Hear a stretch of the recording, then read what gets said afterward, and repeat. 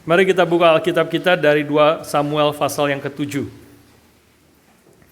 Kita melanjutkan eksposisi kita dari 2 Samuel yang sudah 3 minggu yang lalu ya, terakhir kita membahas dari 2 Samuel. Kita sekarang masuk ke dalam ayat yang ke-18 sampai 29 dari 2 Samuel pasal yang ke-7. Mari kita membaca berganti-gantian ayat-ayat ini. Yang adalah doa Daud sebagai respons terhadap firman Tuhan yang sudah diberikan oleh Tuhan melalui Nabi Nathan kepada Daud. Dan Daud berespons kepada Tuhan melalui doanya ini. Mari kita lihat akan doa yang indah dari Daud ini. 2 Samuel pasal 7, saya mulai ayat 18, saudara ayat 19 bergantian sampai ayat yang ke-29. Lalu masuklah Raja Daud ke dalam, kemudian duduklah ia di hadapan Tuhan sambil berkata, "Siapakah aku ini, ya Tuhan Allah, dan siapakah keluargaku, sehingga Engkau membawa aku sampai sedemikian ini?"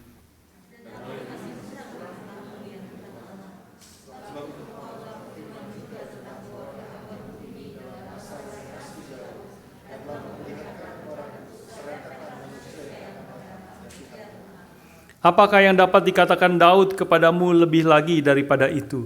Bukankah engkau yang mengenal hamba-Mu ini, ya Tuhan Allah?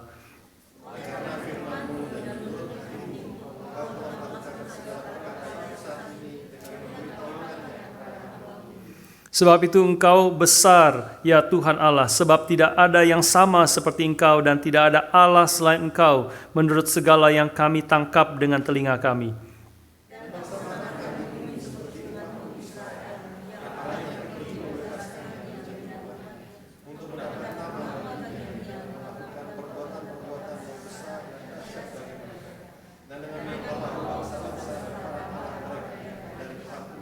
Engkau telah mengokohkan bagimu umat-Mu Israel menjadi umat-Mu untuk selama-lamanya, dan Engkau, ya Tuhan, menjadi Allah mereka.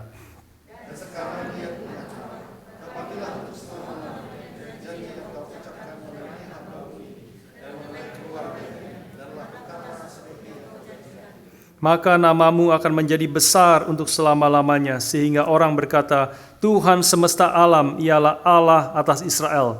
Maka keluarga hamba-Mu Daud akan tetap kokoh di hadapan-Mu.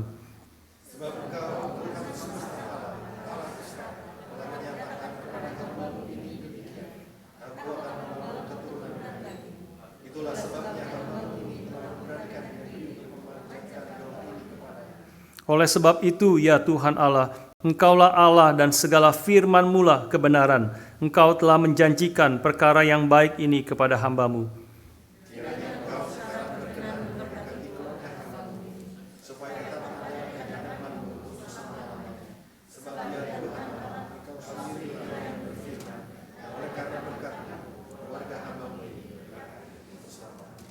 Mari kita berdoa sekali lagi. Tuhan, kami sudah membaca firman-Mu, firman yang adalah doa dari hamba-Mu Daud kepada Engkau. Kami bersyukur doa yang begitu indah dari seorang hamba-Mu, seorang yang berkenan dan hanya ingin menyenangkan hati Tuhan, boleh dicatat di dalam Alkitab untuk kebaikan kami, untuk kami boleh mengerti akan isi hati dari anak Tuhan yang sejati, yang sungguh memuliakan Tuhan dan mau hidup berkenan kepada Tuhan. Kami berdoa kiranya Tuhan yang sudah menginspirasikan penulis Alkitab menuliskan ayat-ayat ini bagi kami, doa ini kepada kami. Biarlah Tuhan Roh-Mu yang sama memimpin kami untuk mengenal akan isi hati Tuhan yang dinyatakan di dalam doa ini. Berkati dan pimpin setiap kami, baik hamba-Mu yang berbicara maupun setiap kami yang mendengar. Di dalam nama Tuhan kami Yesus Kristus, kami berdoa, kami memohon. Amin. Saudara sekalian, saya mulai dengan satu pertanyaan kepada saudara. Apakah saudara atau mungkin sekali saudara pernah itu kalau nyetir, bagi saudara yang nyetir, ya itu khususnya kalau belok ke kanan gitu ya, atau belok ke kiri juga, tapi biasanya belok ke kanan. Lalu kita ada di barisan kedua, nomor 2 daripada lampu merah itu. Kita tunggu lampu merah, tunggu panah ke merah itu jadi hijau ke kanan, ya kita tunggu ada di nomor 2. Ya. Terus kita udah tunggu, lihat-lihat, terus berubah jadi hijau. Waktu rubah hijau, tapi di depan kita nggak jalan. Ya, saudara pasti pernah ngalamin itu ya. Ini satu keadaan yang salah satu yang paling menyebalkan. Ya, kenapa menyebalkan? Kalau dia nggak jalan beberapa detik lagi, udah merah lagi nanti. Atau dia begitu sadarnya sudah kuning, dia jalan, kitanya yang jadi merah. Kita kena merah lagi. Dan muter, kalau belok kanan kan muter sekali lagi ya, muter ke kanan segala macam, baru muter sekali lagi, baru kita hijau lagi gitu. Dan kalau itu terjadi, biasanya apa yang saudara lakukan? Saudara udah kesel gitu kan, kesel tapi saudara nggak mau tin dulu, karena tadi pikir nggak sabaran banget, gitu ya. Baru sebentar, saudara tunggu beberapa detik, mungkin kalau saya tunggu 3 detik kira-kira. Kalau 3 detik dia nggak jalan, tin gitu, tin suruh dia jalan gitu, ya. Sudah bagi kita melihat itu, ya kita sadar udah hijau, buruan jalan, karena kalau nggak balik merah lagi. Kalau hijau, kamu harus bergerak. Kalau hijau tidak bergerak itu aneh sekali. Ya, kita belajar dari Daud di sini. Daud dapat lampu hijau, ya, dan dia bergerak. Waktu dia mendengar, ini adalah doa Daud di sini kita baca. Adalah respons Daud, seperti tadi saya katakan respons Daud dari apa yang Tuhan sudah nyatakan, anugerah janji, apa yang Tuhan sudah kerjakan, anugerah di dalam masa lalu dan juga masa yang akan datang, Tuhan nyatakan kepada Daud, dan itu sangat-sangat menggerakkan hati Daud. Dan kita melihat di sini hati Daud penuh dengan kekaguman dan ucapan syukur, karena itu dia datang kepada Tuhan dan berdoa, satu doa yang sangat indah. Satu doa yang kita mau belajar hari ini, yang memberi kepada kita jendela untuk melihat hati anak Tuhan yang sejati. Hati yang telah disentuh oleh anugerah dan janji Tuhan.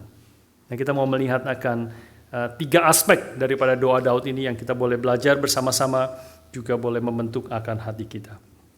Yang pertama, saudara sekalian, Daud datang kepada Tuhan, dia kagum, dia bersyukur, dia memuji Tuhan akan anugerahnya. Dari ayat 18 sampai ayat yang ke-22, ini poin yang pertama kita boleh melihat.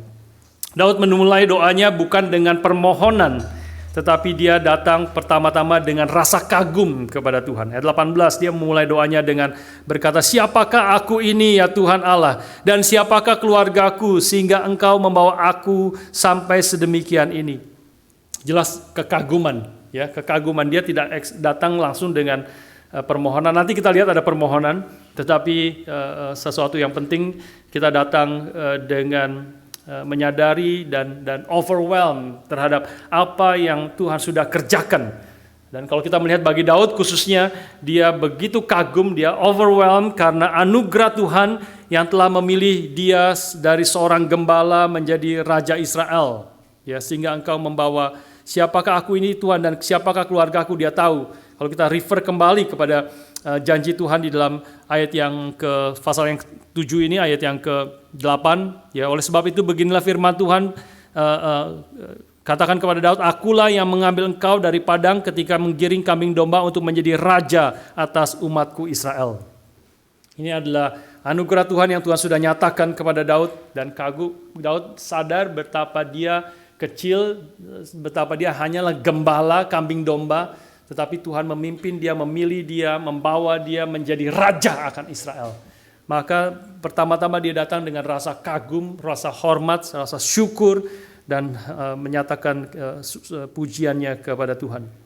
Bukan hanya demikian, Daud juga mengatakan dari satu kalimat ini ayat 18, "Sehingga Engkau membawa sampai sedemikian ini, O Sovereign Lord, and what is my family that you have brought me thus far, sampai sejauh ini. Artinya bukan hanya bicara tentang apa yang Tuhan sudah kerjakan di dalam masa lalu, di dalam kehidupan Daud dari penggembala domba, kambing menjadi raja di atas Israel, tetapi juga Tuhan sudah memimpin melalui proses yang panjang, telah memimpin aku sampai saat ini.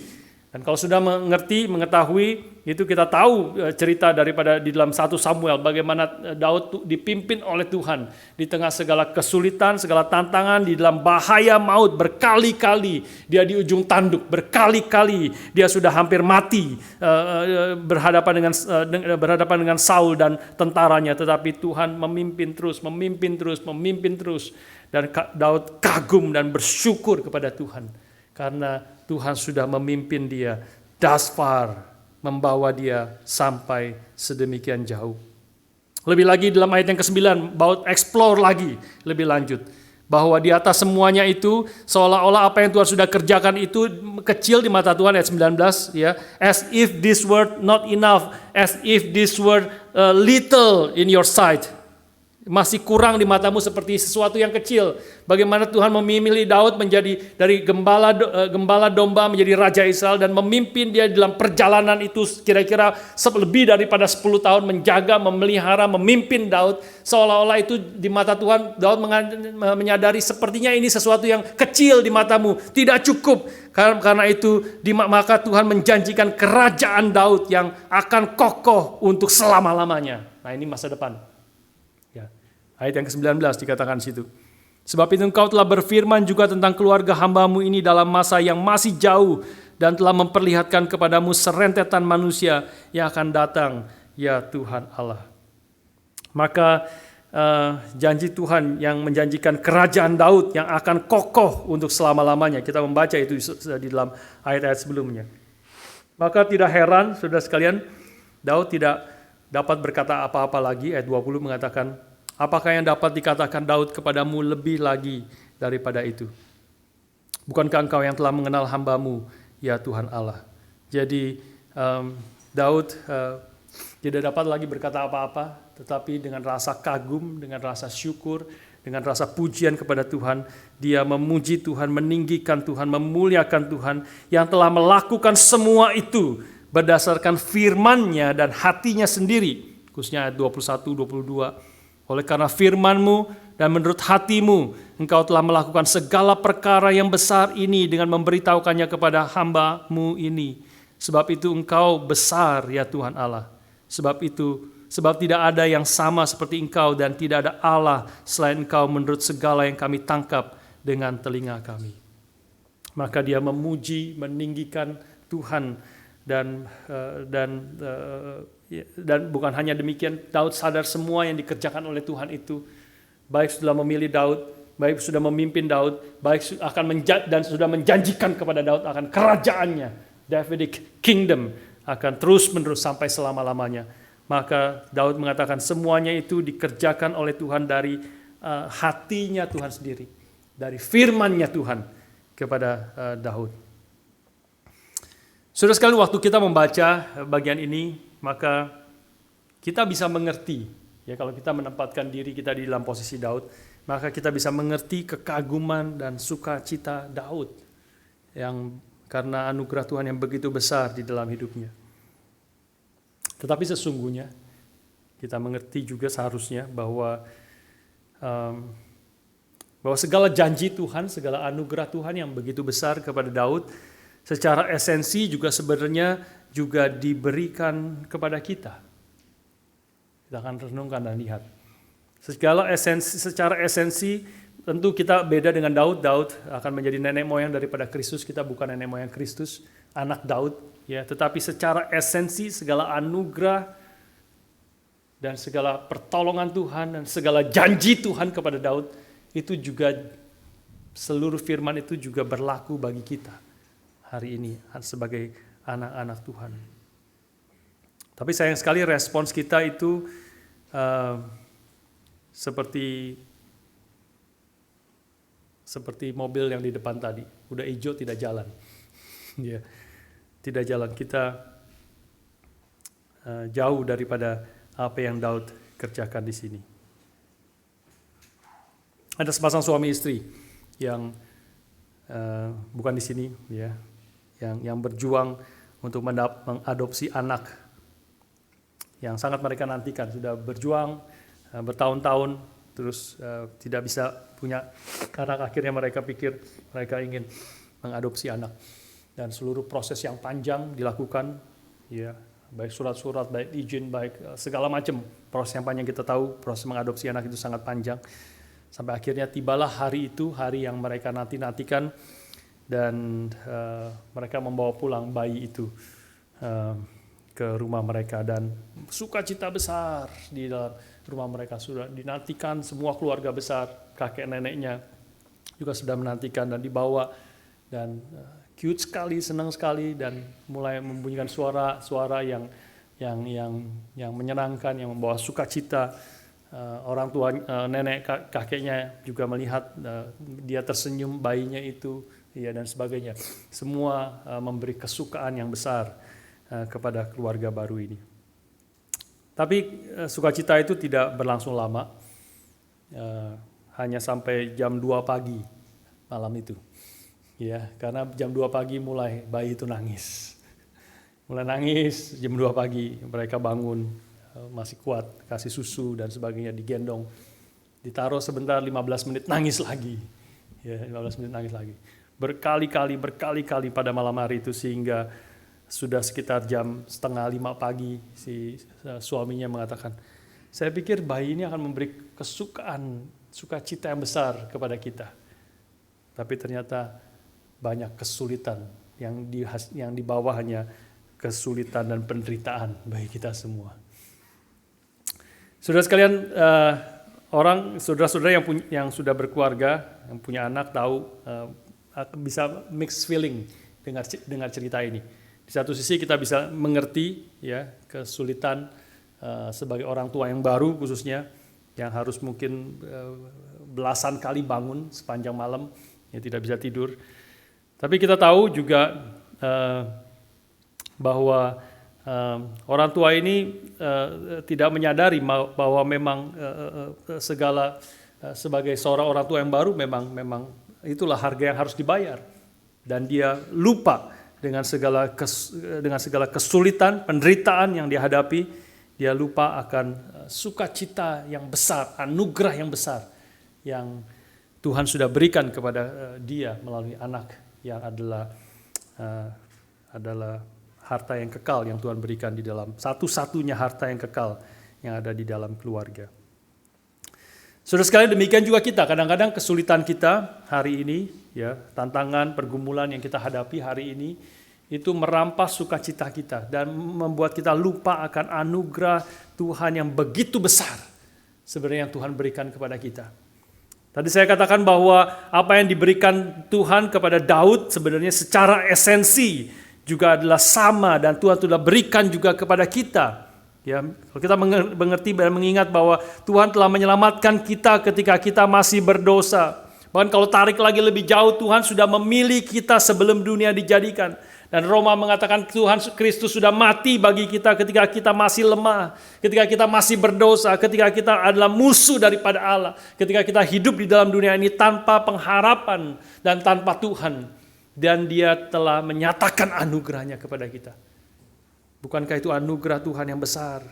Bukan hanya demikian, dia telah memimpin kita. Dia telah memimpin kita sehari-hari sampai sejauh ini. Ya, dan di dalam segala tantangan, kesulitan, penderitaan, ya, yang kita hadapi, dia bukan hanya telah menyelamatkan kita, menjadikan kita anak-anaknya, tetapi dia berjanji dia akan memimpin kita, dan dia sudah memimpin kita sampai hari ini. Kalau kita ada hari ini 2021, kita boleh datang berbakti kepada Tuhan, maka itu adalah menyata pimpinan Tuhan, kebaikan Tuhan sampai hari ini. Dan bukan hanya hari ini, dia berjanji bahwa dia akan menyertai dan memimpin kita sampai kesudahan akhir zaman, sampai kita bertemu muka dengan muka dengan Tuhan. Bahwa tidak ada apapun, siapapun yang bisa merebut kita dari tangan Allah. Tidak ada siapapun, apapun yang bisa memisahkan kita dari kasih Allah di dalam Kristus. Bahkan dia mengatakan, dia berjanji di dalam perjalanan hidup ini dia akan melakukan kebaikan dengan segenap hatinya. Bukankah itu sangat-sangat mirip dengan apa yang dikatakan Daud di sini? Dia berjanji akan melakukan kebaikan, dia ingin melakukan kebaikan, dan dia bukan hanya ingin dan bersuka cita melakukan kebaikan, dia berjanji itu untuk dengan segenap hatinya untuk melakukan kebaikan bagi umatnya. Saudara sekalian, apakah ini tidak menggerakkan hati kita? Ketika kita pikir, ketika kita mengerti, kita perlu terus-menerus diingatkan akan firman Tuhan, bahwa begitu besar anugerah Tuhan di dalam kehidupan kita. Kalau kita ditutupi dengan segala kesulitan, pergumulan yang kita hadapi, dan kalau kita terus-menerus tidak bisa bersuka cita di dalam Tuhan, ya karena dan tidak mengerti anugerah Tuhan yang besar itu, maka sesungguhnya kita akan menghadapi bahaya yang besar. Hidup kita akan terus menjadi pesimis, ya, dan tidak ada semangat untuk Tuhan. Saya tidak tahu apakah waktu kita merenungkan bagian ini, membaca bagian ini, waktu kita beribadah, saudara, digerakkan hatinya kita sehingga kita memuji Tuhan bukan hanya dengan mulut kita, tetapi dari hati kita yang terdalam, karena kagum akan anugerah Tuhan yang begitu besar. Tapi kadang-kadang umat Tuhan mendengar anugerah Tuhan, mendengar akan kebaikan Tuhan sambil menguap, dan kita tidak lagi menggerakkan hati kita. Dan itu sangat-sangat bahaya. Nehemia pasal 8 ayat 11 mengatakan bahwa the joy of the Lord is your strength. Ya, the joy of the Lord is your strength. Lalu berkatalah ia kepada mereka, pergilah kamu, makanlah sedap-sedapan dan minumlah minuman manis dan kirimkanlah sebagian kepada mereka yang tidak ada apa-apa. Karena hari ini adalah kudus bagi Tuhan kita. Jangan kamu bersusah hati sebab sukacita karena Tuhan itulah perlindunganmu. The joy of the Lord is your strength. Sukacita karena Tuhan, karena dirinya, karena pekerjaannya di dalam Tuhan. Karena firman-Nya, sukacita karena firman-Nya itu adalah kekuatan kita dalam terjemahan yang lain. Artinya berarti kalau kita tidak bersukacita dan tidak mengerti kebaikan Tuhan itu, sehingga kita tidak bersukacita karenanya, maka kita akan menjadi lemah. Kita akan mulai mundur, kita akan mulai mencari kesukaan di tempat-tempat yang lain, dan kita mulai meninggalkan akan Tuhan. Kadang-kadang ayatnya itu tadi Nehemia 8 ayat 11 kalau Indonesia, kalau Inggrisnya Nehemia 8 ayat 10, ya kadang-kadang ayatnya bisa lain. Sudah, pertanyaan selanjutnya adalah bagaimana membangun hati yang bersukacita di dalam Tuhan? Maka doa Daud mengajar kita sekali lagi. Doa Daud di sini dan banyak doa-doa di dalam Mazmur sebenarnya mengajar kita bagaimana kita membangun sukacita di dalam Tuhan, yaitu dengan mengingat dan menceritakan pekerjaan Tuhan di dalam sejarah Alkitab, di dalam sejarah umat Tuhan. Karena itu kita perlu belajar, perlu mengerti, perlu membaca firman Tuhan yang adalah catatan-catatan, banyak di dalamnya catatan-catatan sejarah, pekerjaan Tuhan, firman Tuhan yang dinyatakan. Ketika kita membaca, merenungkan, mengerti, mengingat, mengatakan dan mendoakan akan karya Tuhan, perfirman Tuhan, anugerahnya di dalam sejarah dan di dalam hidup kita secara pribadi. Waktu kita mengingat dan menceritakan itu, maka kita akan mendapat kekuatan. Kita akan bersukacita seperti Daud yang menceritakan begitu banyak. Nanti kita akan lihat beberapa ayat. Misalnya saudara boleh mengerti satu pertanyaan ya, poin ini adalah mengapa misalnya di dalam satu Alkitab, sudah pernah bertanya nggak, di dalam seluruh Alkitab tidak ada satu kitab pun yang menulis tentang ajaran-ajaran Kristus secara khusus.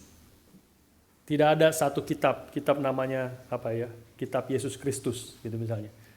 Kitab Mesias yang di dalamnya semuanya adalah perkataan Tuhan Yesus, ajaran Tuhan Yesus. Kita kan datang mempelajari ajaran Kristus, tetapi tidak ada satu kitab pun di dalam seluruh Alkitab itu yang seluruhnya adalah pengajaran dari Yesus Kristus sendiri.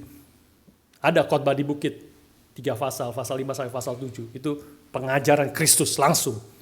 Ada ayat-ayat yang lain, ada pasal-pasal, beberapa pasal di dalam kitab. Tetapi apa yang dinyatakan di dalam Injil, kitab-kitab Injil, Matius, Markus, Lukas khususnya yang berbicara tentang hidup Kristus dari lahir sampai kebangkitannya, sampai dia naik ke surga, maka ada ajaran-ajaran itu, ajaran-ajaran Kristus itu ditulis di dalam konteks segala tindakan dan apa yang Yesus alami.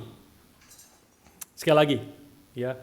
Bahwa di dalam seluruh Alkitab tidak ada satu kitab pun termasuk kitab Injil itu yang menulis seluruhnya adalah perkataan dan ajaran Yesus secara langsung. Tetapi ajaran-ajaran Yesus ada di dalamnya itu ditulis di dalam konteks segala tindakan dan apa yang Yesus lakukan. Apa yang dia katakan, apa yang dia kerjakan, dalam pengajaran dia itu ditulis dalam apa yang dia kerjakan, apa yang dia alami di dalam kehidupan dia di dalam sejarah. Misalnya salah satu contoh adalah seluruh kitab Matius, Markus, Lukas, Yohanes, 4 kitab Injil itu menulis dengan begitu banyak penderitaan dan kematian Kristus. Di dalamnya ada perkataan-perkataan Kristus, ada pengajaran-pengajaran dari Kristus, tetapi seluruh apa yang dikatakan Kristus itu ditulis di dalam cerita, di dalam konteks apa yang Yesus alami, kesulitan apa, tantangan apa, perdebatan apa yang dihadapi. Seluruhnya ditulis dengan detail. Begitu banyak. Ya, padahal itu hanya mencatat kira-kira hanya 1 minggu terakhir daripada hidup Kristus. Yesus hidup, nah kalau dari lahir ya seluruhnya 33,5 tahun. Ya, dan mencatat 3 tahun setengah, itu kebanyakan seluruhnya mencatat 3 tahun setengah di dalam pelayanan Kristus di dalam dunia ini. Tetapi dari 3 tahun setengah itu 1 minggu terakhir kira-kira menghabiskan 40% dari rata-rata dari seluruh kitab Injil. 1 minggu terakhir saja. Dan itu dicatat dengan detail apa yang dialami oleh Kristus, kesulitan, pergumulan, penderitaannya, apa yang dialami, dianiaya. Itu mengapa mencatat demikian? Karena Alkitab, karena Tuhan kita kita bukan hanya mengerti ajaran-ajaran daripada Kristus. Tetapi kita juga kita diajar untuk supaya melihat. Kita bukan hanya tahu secara konsep, tetapi kita melihat, merasakan apa yang di Kristus alami. Melihat apa yang terjadi. Dan kemudian hal itu menggerakkan hati kita. Waktu itu kita membaca, mengerti, imajinasi kita dipimpin, hati kita digerakkan. Ya, kehendak kita didorong, seluruh hidup kita boleh dibentuk sesuai dengan kehendak Tuhan. Saudara sekalian,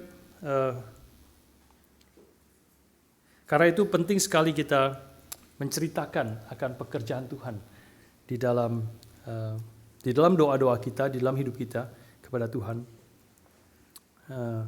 dan juga boleh menceritakan apa yang Tuhan kerjakan di dalam hidup kita secara pribadi, di dalam sejarah hidup kita, perjalanan hidup kita. Sambil contoh dari Mazmur, memberi kepada kita contoh bagaimana kita menyatakan kekaguman dan syukur kepada Tuhan. Bagaimana kita menceritakan dengan detail apa yang telah Tuhan kerjakan di dalam sejarah Alkitab dan di dalam hidup kita. Kita coba boleh tampilkan Mazmur pasal 18 ya. Mazmur pasal 18 itu beberapa ayat ya.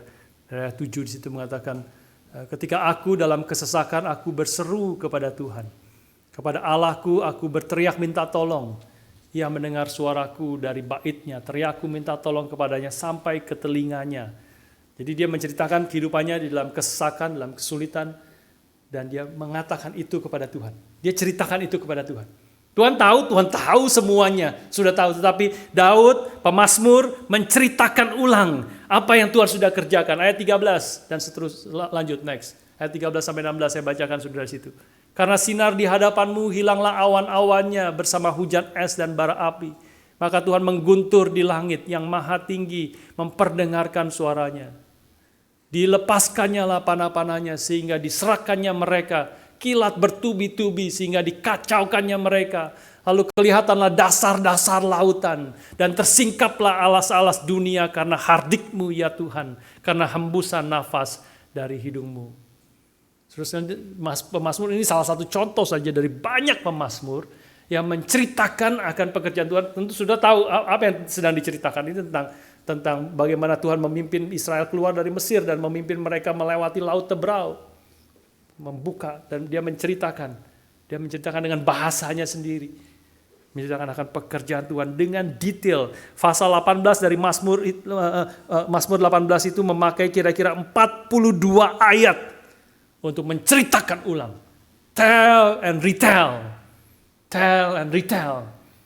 akan pekerjaan Tuhan di dalam hidup Israel dan di dalam hidup dia. Menceritakan 42 ayat. Dan itu hanya salah satu mazmur dari begitu banyak mazmur yang menceritakan akan pekerjaan Tuhan, menceritakan ulang pekerjaan Tuhan. Membuat kita kagum, membuat kita bukan hanya mengerti, membuat kita digerakkan hatinya. Membuat kita bersuka cita, sadar berapa aku ada hari ini betul-betul karena anugerah Tuhan. Karena anugerah Tuhan yang begitu besar. Saudara sekalian, kita masih masuk tahun yang baru ini, ya, masih tahun baru, masih minggu kedua bulan Januari. Saya tidak tahu apakah sudah ada waktu untuk mencatat, menulis anugerah kebaikan Tuhan di dalam tahun 2020 yang lalu dengan detail. Kalau kita coba bilang, ya Tuhan saya bersyukur tahun 2020 Tuhan sudah pimpin. Ya kita hati kita sendiri tidak digerakkan. Ya kesimpulannya itu boleh kesimpulan, harusnya itu kesimpulan atau awal dan kesimpulan. Tapi dari awal dan kesimpulan mungkin sudah harus ceritakan 2 halaman, 3 halaman kalau dicatat. Atau 20 halaman. Tergantung saudara bagaimana saudara bisa mengerti, mengingat, mengekspresikan akan hal itu. Dan itu sesuatu yang sangat penting. Sangat penting kita menceritakan ulang di dalam doa kita kepada Tuhan. Juga sebenarnya kepada teman-teman, kepada kita, saudara, itu salah satu kekuatan, salah satu keunikan persekutuan doa kita. Ketika engkau datang selalu ada yang memberi kesaksian di dalam persekutuan doa. Kesaksian adalah menceritakan pekerjaan Tuhan. Ya, kemarin ada Bapak Harun Laban menceritakan pekerjaan Tuhan di tengah segala kesulitan, tantangan yang dia hadapi, mereka hadapi, tetapi ada kebaikan Tuhan. Dan dia katakan memang kita harus bersyukur kepada Tuhan. Dan waktu kita mendengarnya, kita semua yang mendengar kesaksian-kesaksian seperti itu, kita semua pun hatinya digerakkan. Ya, saya undang saudara, saya ajak saudara nanti pulang ke rumah, ya, saudara mulai coba mencatat kalau belum sempat mencatat. Mencatat bersama istri, bersama suami, mencatat paling sedikit bicarakan apa yang Tuhan sudah kerjakan, anugerah apa yang Tuhan sudah kerjakan di dalam tahun 2020 yang lalu. Dengan detail, sedetail mungkin. Sedetail mungkin. Ya, saya ambil satu contoh misalnya tentang kesehatan, hampir tentu yang kita semua sedang hadapi pandemik yang terus-menerus, yang belum selesai, yang sewaktu-waktu bisa saja bocor, ya, apalagi dengan UK strain, ya, yang dikatakan 70% lebih contagious dan sebagainya. Ya, kita sampai hari ini kita tahu tidak ada satupun di antara kita yang terkena COVID-19, tapi kita tahu kita banyak yang kita kenal di Indonesia khususnya yang sudah terkena, ada yang sudah meninggal dan sebagainya. Tentu kita patut itu memberi kepada kita kesadaran akan Tuhan masih berbelas kasihan kepada kita. Sudah bisa ceritakan itu kepada Tuhan. Ceritakan, meskipun kami sedih ya Tuhan, ada orang yang kami kenal meninggal, Tuhan beri kekuatan penghiburan kepada mereka. Tetapi melihat kami hari ini, betul-betul kita tidak tahu kapanpun, sejauh sebagaimana kita jaga pun, banyak orang yang sudah jaga pun, ya, termasuk cleaner yang di Brisbane Hotel itu, dia sudah jaga dan tidak melakukan kesalahan apapun, dia benar-benar jaga, tapi dia bisa kena UK strain, tidak tahu dari mana. Ya, selalu ada mystery case, Orangnya tidak tahu, pemerintah tidak tahu, dokter tidak tahu, siapapun tidak tahu. Bisa kena. Tapi kalau Tuhan masih pelihara hari ini, Tuhan masih memberi pekerjaan di dalam hidup kita. Tuhan masih memelihara keluarga kami. Tuhan masih memberi makan, masih memberikan kekuatan. Masih kita bisa, Tuhan jaga, pelihara. Tuhan ceritakan dengan detail. Dan kau akan kagum akan karyanya. Kau akan bersyukur, sangat bersyukur kepada Tuhan. Inilah hal yang pertama yang kita boleh belajar bersama-sama. Yang kedua, saudara sekalian. Yang kedua kita melihat kekaguman dan pujian Daud kepada Allah juga dinyatakan, juga terjadi di dalam hati dan doa Daud ketika dia memikirkan tentang umat Allah. Jadi sekarang bukan dirinya sendiri bagi Daud dan keturunannya, tetapi kepada umat Allah. Ya, implat tadi ya, dari apa yang saya sudah katakan. Khususnya ayat 22 dan 23. 23 dan 24. Saya bacakan sekali lagi pada saudara. Dan bangsa manakah di bumi, sekarang dia fokus kepada umat Tuhan ya. Dan bangsa manakah di bumi seperti umatmu Israel, yang Allahnya pergi membebaskannya menjadi umatnya, untuk mendapat nama baginya dengan melakukan perbuatan-perbuatan yang besar dan dahsyat bagi mereka, dan dengan menghalau bangsa-bangsa dan para Allah mereka dari depan umatnya. Engkau telah mengokohkan bagimu umatmu Israel menjadi umatmu untuk selama-lamanya, dan engkau ya Tuhan menjadi Allah mereka. Dua ayat ini banyak sekali menggambarkan tentang siapa umat Tuhan yang Daud menjadi kagum dan menceritakan, menyatakan itu sekali lagi kepada Tuhan, dan dia bersyukur dan memuji Tuhan sekali lagi untuk hal itu. Yang pertama kita melihat dikatakan, digambarkan umat Tuhan ini adalah umat yang telah dibebaskan oleh Tuhan, ayat 23. Dan bangsa manakah di bumi seperti umatmu yang Allahnya pergi membebaskan mereka menjadi umatnya. Ya, dari kata membebaskan menjadi umatnya ini kita melihat ada dua hal di situ. Ya, kita mengetahui Allah Yahweh datang pergi membebaskan umatnya dari perbudakan di Mesir. Dari perbudakan yang menyusahkan mereka, membuat mereka menderita, membuat mereka mati, membuat mereka disiksa setengah mati. Tuhan datang, Yahweh datang membebaskan mereka, memerdekakan mereka dari perbudakan Mesir. Dan bukan hanya membebaskan mereka dari perbudakan Mesir, tetapi dibebaskan untuk menjadi umat Tuhan. Nah, ini sekali lagi dua aspek yang kita boleh mengerti. Ya. Freed from and also freed for. Kita dibebaskan dari perbudakan dosa, dan kita dibebaskan untuk menjadi umat Tuhan, melakukan apa yang Tuhan kehendaki. Inilah Mesir juga, inilah bangsa Israel yang dibebaskan dari Mesir. Mereka dibebaskan dari Mesir, merdeka dan sungguh-sungguh merdeka, tetapi bukan menjadi independen. Nah, kemerdekaan kita juga sama persis. Kita dimerdekakan, kita sungguh-sungguh merdeka. Kristus mengatakan ketika anak Allah, anak manusia memerdekakan kamu, maka engkau sungguh-sungguh merdeka. Tapi kemerdekaan itu tidak sama dengan independen. Waktu kalau bangsa Indonesia peperangan seperti itu ya, kita merdeka berarti kita menjadi Independence Day. Tidak. Sebagai umat Tuhan kita tidak menjadi independen, tetapi justru kita menjadi depend on God. Semakin kita dibebaskan, yang kemerdekaan sesungguhnya bukanlah independen. Karena independen adalah justru kita akan jatuh dari lubang buaya masuk ke lubang singa, lubang mulut singa dan ke mulut buaya. Ya. Tidak, karena kita waktu independen, aku tidak bergantung pada siapapun. Kita sedang diperbudak oleh dosa, kita sedang diperbudak oleh diri sendiri. Hanya ketika kita menundukkan diri kepada Tuhan, maka di situ kita mendapat kebebasan yang sejati. Kebebasan yang sejati adalah bukan tidak ada batasan. Kebebasan sejati adalah selalu artinya adalah kita hidup di dalam batasan yang benar, yang sejati. Itulah kemerdekaan yang sejati. Ya. Ketika kereta api jalan di relnya, dia merdeka, itu namanya merdeka, betul-betul merdeka. Dia bebas lari bullet train 300 km per jam, 400 km per jam. Dia bisa lari sekencang-kencangnya. Karena selama dia ada di dalam rel, dia boleh lari 300 km per jam.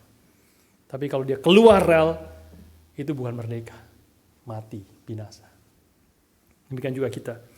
Tuhan membebaskan kita dari perbudakan dosa untuk menjadi umat Tuhan, untuk menjadi milik daripada Tuhan, budak daripada Tuhan. Untuk kita boleh melakukan apa yang berkenan kepada Tuhan, dan itulah kebebasan yang sejati. Karena memang kita diciptakan untuk itu. Biarlah kita mengerti, dan inilah kita, umat Tuhan yang telah dibebaskan oleh Tuhan. Kita perlu ingat anugerah Tuhan yang besar ini, yang telah memerdekakan kita dan mengalami kemerdekaan yang sejati. Dan waktu kita bertumbuh, makin mengenal Tuhan, makin hidup, makin bertumbuh dalam iman kita, makin berjalan di dalam dunia ini. Perjalanan kita sekali lagi bukan menuju semakin independen, tidak. Pertumbuhan iman kita, kerohanian kita adalah waktu kita bertumbuh, iman rohanian kita adalah artinya kita semakin dependent kepada Tuhan. Bukan seperti hidup manusia secara fisik kita semakin bertumbuh, semakin independen. Dan orang tua kita yang tadinya waktu kita kecil kita dependent kepada orang tua. Orang tua kita akhirnya yang sudah tua menjadi dependent kepada kita. Kita independent. Orang independent. Secara fisik, secara in one sense kita bisa mengerti seperti itu. Tetapi di dalam kerohanian tidak demikian. Justru terbalik sama sekali. Waktu kita bertumbuh, makin dewasa, makin matang, kerohanian kita makin dekat kepada Tuhan. Kita makin dependent kepada Tuhan. Kita makin menyadari seperti Paulus menyadari bahwa aku ada sebagaimana aku adalah karena anugerah Tuhan. Di antara orang berdosa, akulah yang paling berdosa. Itu kalimat yang Paulus katakan di akhir, menjelang akhir hidupnya. Among all the sinners, I am the worst. Sekarang ini aku yang paling rusak, yang paling berdosa. Kan artinya Paulus menyadari semakin dia bertumbuh makin dekat kepada Tuhan, hidupnya makin suci, hidupnya makin berkenan kepada Tuhan, tapi dia makin sadar dia perlu anugerah Tuhan. Perlu anugerah Tuhan. At the moment kita mulai merasakan kita tidak perlu anugerah Tuhan, kita bisa berdiri dengan kaki kita, dengan kekuatan kita sendiri. Di situ kita mulai jatuh dalam dosa. Justru ketika kita makin depend kepada Tuhan, Tuhan membebaskan kita. Kita adalah umat yang telah dibebaskan. Hal yang kedua, Daud mengatakan bukan hanya kita umat yang sudah dibebaskan, kita adalah umat yang dijaga dan dipelihara oleh Tuhan. Ayat 24a khususnya. Ayat 24a. Engkau telah mengokohkan bagi umatmu. Engkau telah mengokohkan bagimu umatmu Israel, menjadi umatmu untuk selama-lamanya. Ada dua kata yang penting di sini. Yang pertama adalah mengokohkan, dan yang kedua adalah selama-lamanya. Ini adalah dua kata yang masing-masing diulang 3 kali di dalam ayat 12 sampai 16. Ayat 12 sampai 16. Mungkin boleh dimunculkan ayat 12 sampai 16. Kata mengokohkan dan selama-lamanya. Sudah melihat di situ. Apabila ini adalah perkataan Tuhan kepada Daud sebelumnya melalui Nabi Nathan, ya ayat sebelumnya. Apabila umurmu Daud sudah genap dan kau telah mendapat perhentian bersama-sama dengan nenek moyangmu, maka aku akan membangkitkan keturunanmu yang kemudian anak kandungmu, dan aku akan mengokohkan kerajaannya. Muncul kata mengokohkan. Dialah yang akan mendirikan rumah bagi namaku, dan aku akan mengokohkan tahta kerajaannya untuk selama-lamanya. Muncul kata selama-lamanya dan mengokohkan. Aku akan menjadi bapaknya, dan ia akan menjadi anakku. Apabila ia melakukan kesalahan, maka aku akan menghukum dia dengan rotan yang dipakai orang, dengan pukulan yang diberikan anak-anak manusia. Terus. Tetapi kasih setiaku tidak akan hilang daripadanya, seperti yang kuhilangkan daripada Saul yang telah kujauhkan daripadamu. Keluarga dan kerajaanmu akan kokoh untuk selama-lamanya di hadapanmu, di hadapanku. Tahtamu akan kokoh untuk selama-lamanya. Berkali-kali diulang. Dan sekarang Daud berdoa, bukan hanya ini adalah janji kepada Daud, tetapi Daud menyadari bahwa janjinya kepada dia sekarang juga teraplikasi kepada umat Tuhan. Dan dia berkata, engkau telah mengokohkan bagimu umatmu Israel, menjadi umatmu untuk selama-lamanya. Umat yang dijaga, dipelihara Tuhan, dikokohkan oleh Tuhan untuk selama-lamanya. Daud sadar bahwa status umat Tuhan itu bersifat kekal. Seperti kerajaannya yang akan bersifat kekal, seperti janji Tuhan kepada dia. Tetapi bersifat kekal dan kokoh, bukan karena kehebatan Israel, tetapi semata-mata karena anugerah dan kehebatan Tuhan. Karena Tuhan yang menjaga, karena Tuhan yang mengokohkan untuk selama-lamanya. Mungkin banyak di antara saudara yang tahu apa yang terjadi dengan Ravi Zacharias. Ya.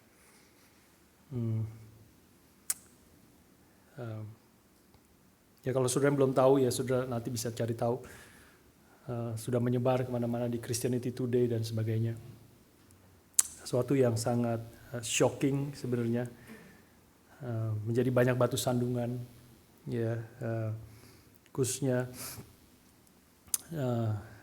di beberapa tahun terakhir itu dalam hidupnya dia jatuh di dalam dosa, ya meskipun mungkin ya tidak sampai seperti Daud misalnya, ya tetapi dia tetap melakukan sesuatu yang salah,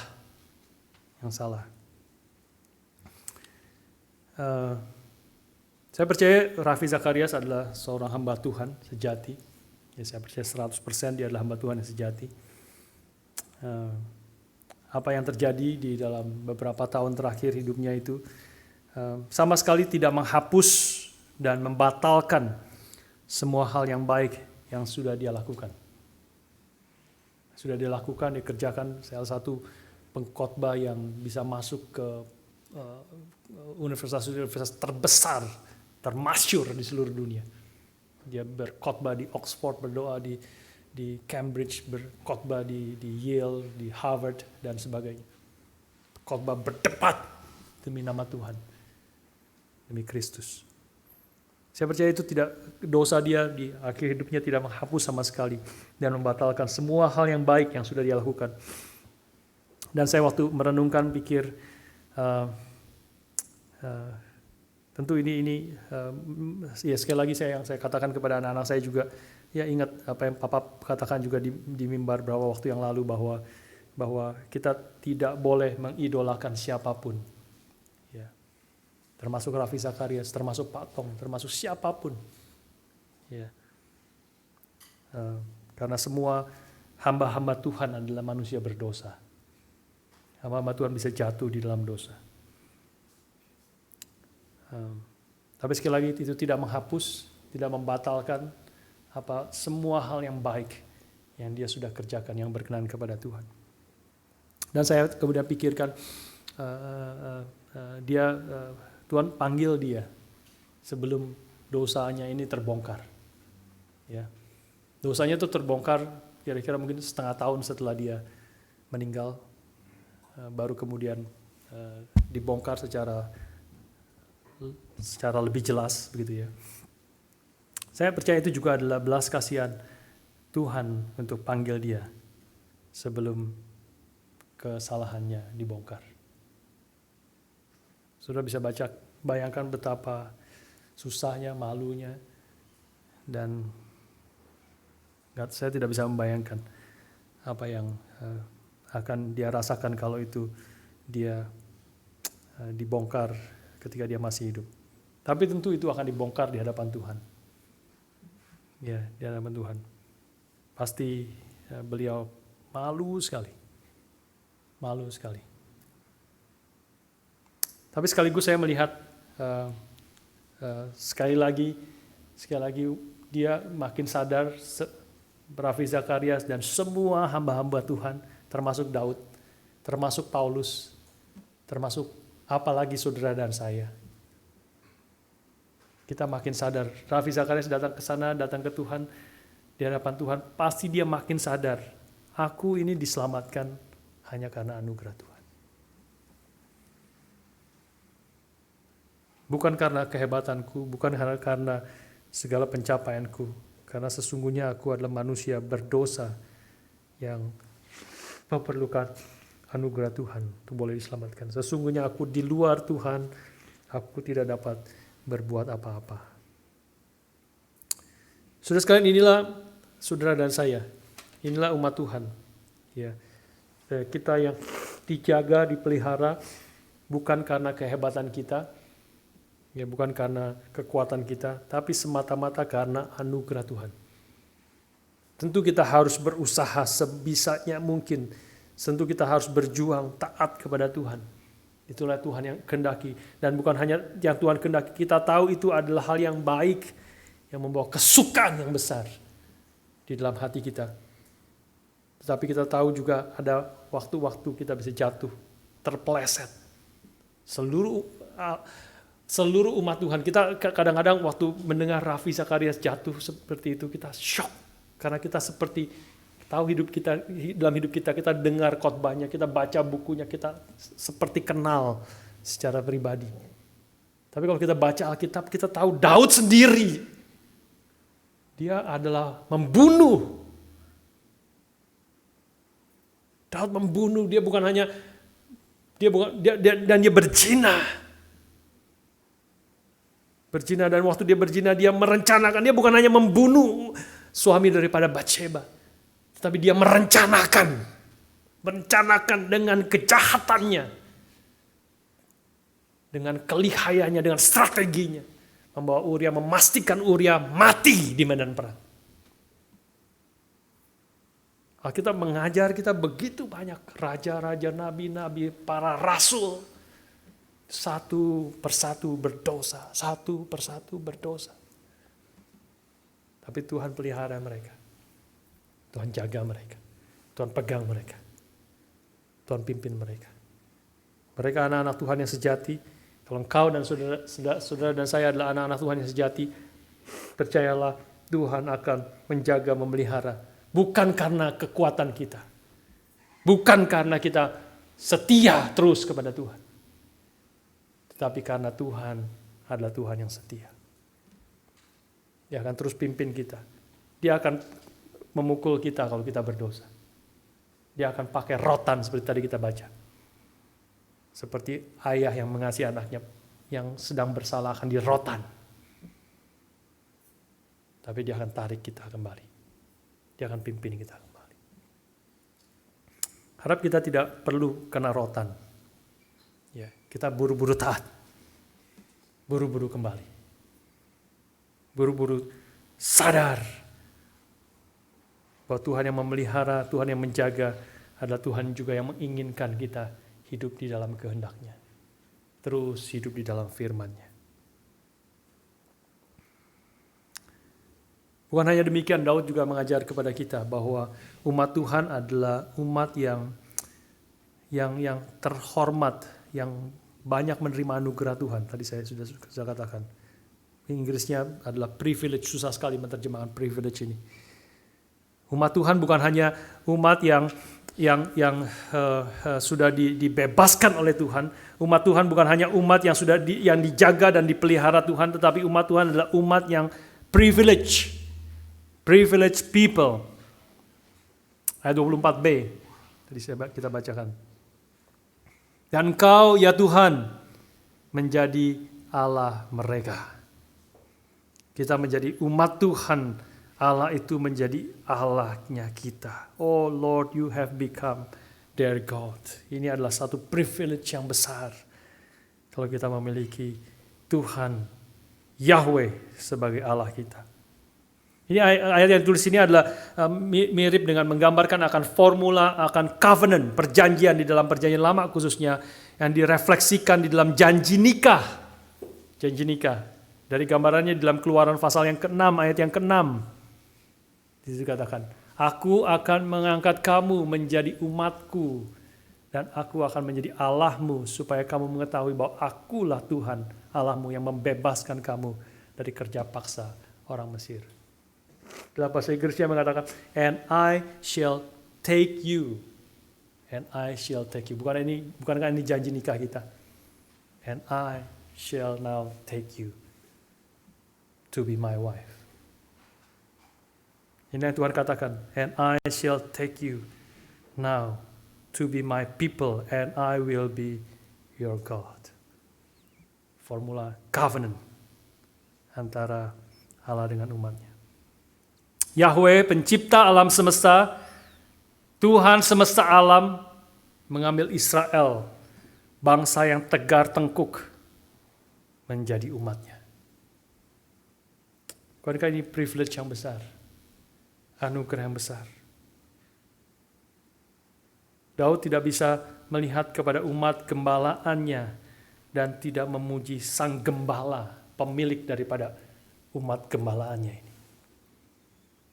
Biarlah kita ini juga mendorong kita, salah satu juga doa kita kepada Tuhan, waktu kita mengingat pekerjaan Tuhan, umat yang telah ditebus oleh Tuhan. Diri kita termasuk di dalamnya. Saudara-saudara kita seiman di gereja. Anak-anak Tuhan, saudara-saudara kita seiman yang telah ditebus oleh Tuhan, telah dipimpin oleh Tuhan. Kita mendengar kesaksian-kesaksian. Tuhan telah memimpin hidup mereka, menjaga mereka. Dan juga mereka adalah umat yang privilege, yang Tuhan telah ambil menjadi umatnya. Dan Dia menjadi Allahnya kita. Inilah yang menjadi doa daripada Daud ketika dia memfokuskan dirinya kepada umat Tuhan. Yang terakhir, saudara sekalian, yang ketiga dari doa Daud, dia bergeser di dalam bagian terakhir ayat 25 sampai 29, bergeser dari pujian, dari kekaguman, dari syukur kepada Tuhan, bergeser mulai masuk ke dalam permohonan. Ayat 25 sampai 29, sudah melihat. Mulai masuk ke permohonan. Tapi menarik sekali permohonannya, kita bisa belajar. Tidak permohonan biasa, tapi adalah permohonan yang memiliki prinsip yang sangat penting. Saya bacakan sekali lagi ya, 25-26 saja dulu ya. Mungkin 25 saja dulu. Dan sekarang ya Tuhan, mulai ada kayak perubahan ya. Dan sekarang, and now Lord God, Tuhan Allah, tepatilah, ya minta kan ya, tepatilah untuk selama-lamanya janji yang kau ucapkan mengenai hamba-Mu ini dan mengenai keluarganya, dan lakukanlah seperti yang kau janjikan itu. Minta, Daud minta, memohon, meminta. Tetapi permohonannya itu adalah didasarkan pada janji Tuhan sendiri. Nah, ini menjadi sesuatu yang penting. Ya. Juga 27, 29. Saya 27 sekali lagi saya bacakan bagi saudara. Sebab Engkau Tuhan semesta alam, Allah Israel telah menyatakan, Tuhan sendiri yang telah menyatakan kepada hamba-Mu ini, demikian aku akan membangun keturunan bagimu. Itulah sebabnya hamba-Mu ini telah memberanikan diri untuk memanjatkan doa ini kepadamu. Oleh sebab itu ya Tuhan Allah, Engkaulah Allah dan segala firman-Mu lah kebenaran. Engkau telah menjanjikan perkara yang baik ini kepada hamba-Mu. Kiranya Engkau sekarang berkenan memberkati keluarga hamba-Mu ini supaya tetap ada di hadapan-Mu untuk selama-lamanya. Sebab ya Tuhan Allah, Engkau sendirilah yang berfirman, dan oleh karena berkat-Mu keluarga hamba-Mu ini diberkati untuk selama-lamanya. Berulang-ulang prinsip yang sama dikatakan sini. Jadi Daud berdoa kepada Tuhan, meminta kepada Tuhan, mengokohkan kerajaannya berdasarkan janji Tuhan sendiri yang Tuhan sudah nyatakan kepada dia. Sudah mungkin masih ingat beberapa waktu yang lalu saya pernah share satu buku yang kecil yang ada di library, sudah silakan pinjam nanti, yaitu Praying the Bible. Ya, kalau saudara masih ingat. Buku yang tipis sekali, sudah diterjemahkan dalam bahasa Indonesia, Praying the Bible. Itu pada intinya dan saya akan bahas dengan lebih detail nanti di dalam persekutuan doa setelah Rabu ini, Rabu yang akan datang. Ya, Rabu ini adalah terakhir Mazmur ziarah. Setelah itu saya akan membahas dengan lebih detail. Tapi sekarang kasih introduksi ya tentang Praying the Bible. Pada intinya mau mengajarkan kita mengambil kata-kata yang muncul dari hati dan pikiran Allah dan membawa itu melalui hati dan pikiran kita kembali kepada Allah. Nah, perlu di-unpack ya, unpack-nya nanti ya. Tapi intinya adalah kita waktu membaca Alkitab, renungan firman, dan janji-janji Tuhan, perkataan-perkataan Tuhan, maka kita bawa itu. Kita praying the Bible, praying the promise of God, praying the word of God. The Bible is the word of God. Kita berdoa berdasarkan janji, berdasarkan perkataan daripada Tuhan sendiri. Nah, kemudian seorang teolog Alec Motyer mengatakan ada problemnya adalah yang kita sedang hadapi yang dalam hidup kita adalah seperti ini. Apa yang harus dilakukan ketika janji Tuhan itu tidak sesuai dengan apa yang saya alami? Nah, ini persoalannya kan. Janji Tuhan, perkataan Tuhan kelihatan bagus, kelihatan baik, hal yang baik semuanya. Tetapi bagaimana, apa yang harus kita lakukan ketika janji Tuhan yang kita baca itu tidak sesuai, sepertinya tidak sesuai dengan apa yang saya alami sekarang ini. Maka Alec Motyer mengatakan bahwa kita membawa janji Tuhan itu kepada Tuhan melalui doa dan memohonkan itu di hadapan Tuhan. Saya kasih 2 contoh terakhir sebagai penutup. 2 contoh. Ayat yang terkenal Roma 8:28. Ya. Nanti kita akan lebih detail lagi masuk ya di dalam persekutuan doa. Karena saya undang saudara juga ikut di dalam setiap persekutuan doa ya yang ada Rabu Indonesia maupun Kamis bahasa Inggris dan persekutuan doa hari Minggu. Roma 8:28 misalnya mengatakan kita tahu sekarang bahwa Allah turut bekerja dalam segala sesuatu. Harap saudara sudah hafal semua ini. Ya. Untuk mendatangkan kebaikan bagi mereka yang mengasihi Dia, yaitu bagi mereka yang terpanggil sesuai dengan rencana Allah. Ini kan janji Tuhan kan, ini kan perkataan firman Tuhan. Allah kita tahu sekarang. Tentu bagaimana kita bisa tahu kalau sudah baca pasal-pasal sebelumnya, ayat-ayat sebelumnya. Baru ini kan salah satu kesimpulan. Kita tahu sekarang, now we know. Allah turut bekerja dalam segala sesuatu untuk mendatangkan kebaikan bagi mereka yang mengasihi Dia. Lalu hidup kita mengalami kesulitan, pergumulan, ada yang meninggal, ada yang kena COVID, pekerjaan kena PHK, redundant, dan sebagainya. Anak kita sakit, ya dan sebagainya. Lalu bagaimana kita doanya? Janji Tuhan. Janji Tuhan. Allah turut bekerja di dalam segala sesuatu untuk mendatangkan kebaikan. Kita pegang janji Tuhan itu dan berkata Tuhan, sudah bisa macam-macam. Nanti dengan detailnya kita bahas ya. Bisa macam-macam respon. Tapi salah satu adalah sudah mulai mengatakan, Tuhan janjimu mengatakan bahwa Engkau turut bekerja di dalam segala sesuatu untuk mendatangkan kebaikan bagi orang yang mengasihimu, bagi mereka yang terpanggil sesuai dengan rencana Allah.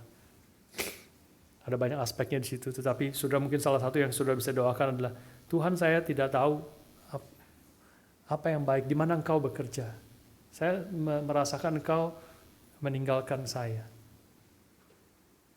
Membiarkan saya tidak dapat pekerjaan. Sudah berbulan-bulan tidak ada pekerjaan. Mencari, saya sudah berusaha berjuang, tetapi terus tidak dapat pekerjaan. Kau tahu kebutuhan di rumah. Nah, saudara mulai ngomong, mulai isi hati saudara sudah katakan kepada Tuhan. Apakah anakku sakit, orang tuaku meninggal dan sebagainya. Tuhan, saya tidak mengerti bagaimana Engkau sedang bekerja di sini melalui hidup ini, melalui apa yang saya sedang alami untuk mendatangkan kebaikan bagi umat-Mu. Bagi saya belum mengerti Tuhan, tolong bukakan mataku. Aku percaya. Saudara kemudian jangan jadi mempertanyakan apa betul ya Tuhan bekerja untuk mendatangkan kebaikan. Nah, itu doa yang salah. Saudara mulai mempertanyakan firman Tuhan. Gitu. Saudara jangan mempertanyakan Tuhan dan firman-Nya, tetapi saudara bergumul. Firman Tuhan, janji Tuhan yang baik, yang benar, itu asumsi yang saudara tidak boleh goncang. Itu dasarnya. Saudara tidak boleh pertanyakan. Ini perkataan Tuhan, firman Tuhan. Karena kalau engkau mempertanyakan itu, maka hancurlah hidup kita. Maka engkau mau percaya siapa lagi? Kalau engkau tidak percaya Tuhan dan perkataannya. Tetapi engkau bergumul ketika kita tidak mengerti bagaimana hidup kita, pengalaman saya sekarang tidak sesuai dengan apa yang kau katakan ya Tuhan. Nah kita ungkapkan itu kepada Tuhan. Disitulah kita mulai bergumul dengan firman dan memegang akan firman Tuhan. Tuhan bukakan mataku, beri aku mengerti, beri kekuatan kepadaku supaya aku tidak goncang. Beri aku kekuatan untuk mengerti dan beri aku iman dan ketekunan untuk terus bertahan meskipun hari ini aku tidak mengerti, tidak bisa melihat, tetapi saya percaya perkataanmu adalah benar. Kau tidak pernah bersalah. Saudara bisa nyambung kemana? Tidak pernah bersalah di dalam tahun-tahun yang lalu dalam hidupku. Kau menyatakan anugerahmu, kebaikanmu. Saya bisa melihat, bisa mengerti. Tapi sekarang saya tidak bisa mengerti Tuhan. Jadi kita mulai doa kepada Tuhan. Berdoa, pegang firman Tuhan, datang kepada Tuhan. Terakhir, contoh yang kedua terakhir. 1 Korintus 10 ayat 13. 1 Korintus 10 ayat 13. Janji Tuhan, perkataan Tuhan juga yang melalui Rasul Paulus dalam 1 Korintus. Dia mengatakan bahwa pencobaan-pencobaan yang kamu alami ialah pencobaan-pencobaan biasa yang tidak melebihi kekuatan manusia. Sebab Allah setia dan karena itu Ia tidak akan membiarkan kamu dicobai melampaui kekuatanmu. Pada waktu kamu dicobai, Ia akan memberikan kepadamu jalan keluar sehingga kamu dapat menanggungnya. Tadi di PD nanti ada kesempatan tanya jawab ya. Mungkin ya sudah bisa tanya, bisa macam-macam muncul di dalam pikiran, sudah bisa macam-macam, saya mengerti ya. Tapi salah satu adalah ketika sudah membaca ini perkataan Tuhan, ini firman Tuhan. Kitab suci berkata, kitab suci Tuhan berkata kepada kita, pencobaan-pencobaan yang kamu alami ialah pencobaan biasa yang tidak melebihi kekuatan manusia. Tapi kita sekarang mengalami pencobaan, kesulitan. Saya rasa saya nggak kuat lagi Tuhan. Susah, sudah bertahan. Tapi kok nggak kuat. Jadi kok makin seperti susah sekali. Apakah ini berarti kalau terus menghadapi itu bagaimana? Sudah berarti cuma dua jawabannya adalah sudah pertama ya mulai mempertanyakan, berarti firman Tuhan yang salah nih. Aku dicobai melampaui kekuatanku kok. Sekarang aku itu sudah melampaui kekuatanku. Sekarang aku sudah tidak kuat lagi Tuhan. Ya sudah, aku give up. Aku meninggalkan Tuhan, sudah aku melakukan saja apa yang temptation, tarikan itu menarik aku. Atau sudah pegang janji ini. Inilah perkataan Tuhan, pasti inilah yang kedua yang benar. Karena perkataan Tuhan tidak pernah salah. Karena Dia adalah yang benar, yang suci. Dia selalu yang Dia katakan adalah kebenaran, karena Dia adalah kebenaran itu sendiri. Maka Tuhan, aku bergumul, aku merasa pencobaan yang aku alami melebihi kekuatanku. Aku nggak tahu lagi bagaimana. Tidak tahu lagi jalan keluarnya, tidak tahu. Tapi Engkau berjanji Engkau akan memberikan jalan keluar. Engkau berjanji Engkau adalah Allah yang setia, dan firman-Mu berkata bahwa apa yang aku alami sekarang tidak pernah melampaui kekuatanku. Tuhan, tapi saya rasa tidak kuat. Tuhan, berilah kekuatan kepadaku. Tuhan, berbelas kasihanlah Tuhan kepadaku. Tuhan, bukakan jalan keluar.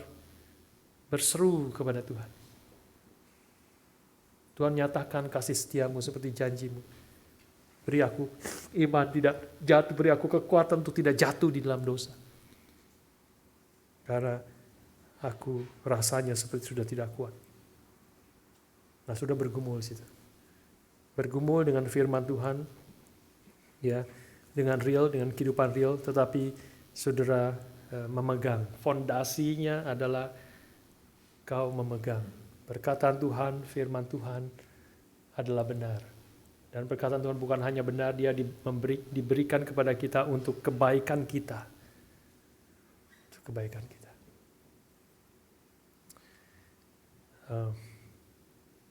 Inilah yang Daud lakukan. Daud lakukan, dia meminta Tuhan, lakukanlah Tuhan, tepatilah Tuhan seperti janji-Mu. Biarlah kita boleh berdoa juga seperti demikian di dalam hidup kita. Boleh dengan kagum, bersyukur kepada Tuhan, kita boleh mengingat akan pekerjaan Tuhan di dalam diri umat Tuhan. Dan kita boleh memohon berdasarkan janji Tuhan yang Tuhan sudah nyatakan kepada kita. Mari kita masuk di tahun 2021 dengan menjadi umat Tuhan yang lebih berdoa dan berdoa dengan benar. Dan kita akan lihat Tuhan menyatakan anugerah demi anugerah di dalam hidup kita. Mari kita berdoa.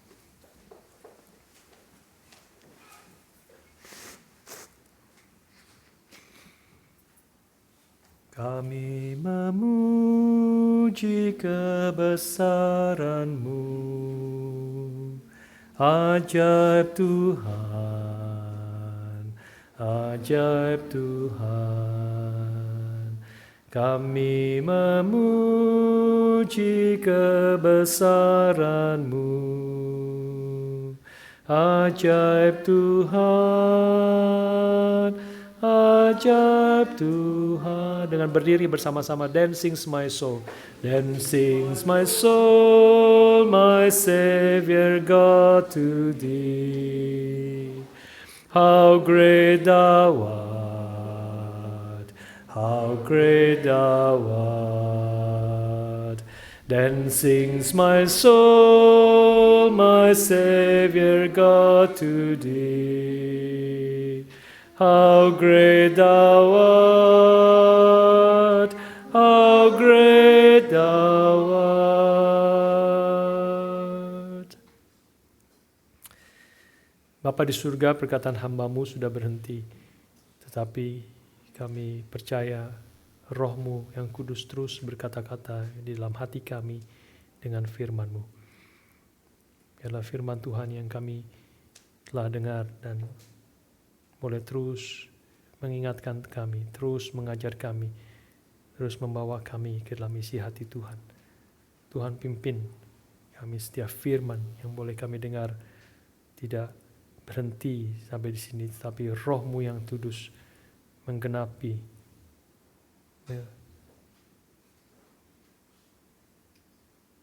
bekerja terus di dalam hati kami, membawa kami boleh menjadi umat-Mu yang menyadari kebesaran, keagungan, dan anugerah-Mu yang begitu besar. Dan membawa kami terus bergumul, memegang firman-Mu, dan hidup sesuai dengan janji-janji-Mu. Dan berseru kepada Tuhan, berdasarkan apa yang Kau telah janjikan kepada kami. Pimpin kami, kuatkan umat-Mu di tengah segala kesulitan pergumulan yang kami hadapi. Kau yang mengetahui Tuhan, masing-masing ada pergumulan-pergumulan yang kadang-kadang sulit kami ungkapkan kepada orang-orang lain. Tuhan yang mendengar seruan doa kami, dan Tuhan ajar kami berdoa dengan benar, sesuai dengan kebenaran firman-Mu. Terima kasih, Kau hiburkan, beri kekuatan, dan Kau yang memimpin setiap kami.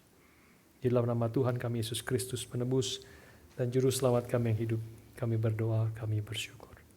Amin.